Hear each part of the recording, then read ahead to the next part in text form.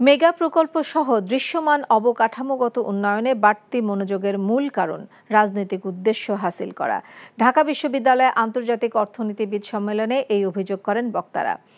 Policy research institute PRI এর নির্বাহী পরিচালক আহসান এইচ মনসুর বলেন, বড় প্রকল্পগুলোতে কর্মসংস্থান হলেও সেটা দক্ষ মানব সম্পদের অভাবে প্রকৃত সফলতা পায় না। তাই আসছে বাজেটে শিক্ষা ও স্বাস্থ্যে বরাদ্দ বাড়িয়ে সুষ্ঠুভাবে তা বাস্তবায়নের তাগিদ দেন তিনি। সিপিডি নির্বাহী পরিচালক ডক্টর ফাহমিদা খাতুন বলেন, দক্ষ জনশক্তি ও খাত ভিত্তিক দক্ষতা উন্নয়নের লক্ষ্যে নির্ধারিত বিষয়ে প্রশিক্ষণ দেওয়া দরকার। এই কারণে গবেষণা ও প্রশিক্ষণের জন্য বাজেটে বরাদ্দ বাড়ানোর দাবি ছিল বক্তাদের।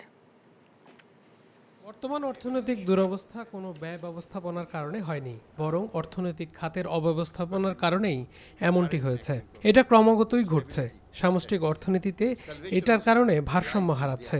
এই কারণে এখান থেকে সমাধানের পথ খুঁজে বের করতে হবে। আমাদের মতো তৃতীয় বিশ্বেও অনেক দেশেই বড় প্রকল্পগুলো নেওয়া হয় দুর্নীতির বড় উৎস হিসেবে।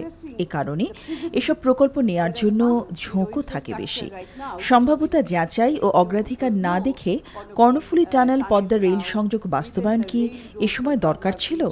Do we need this at this point in time?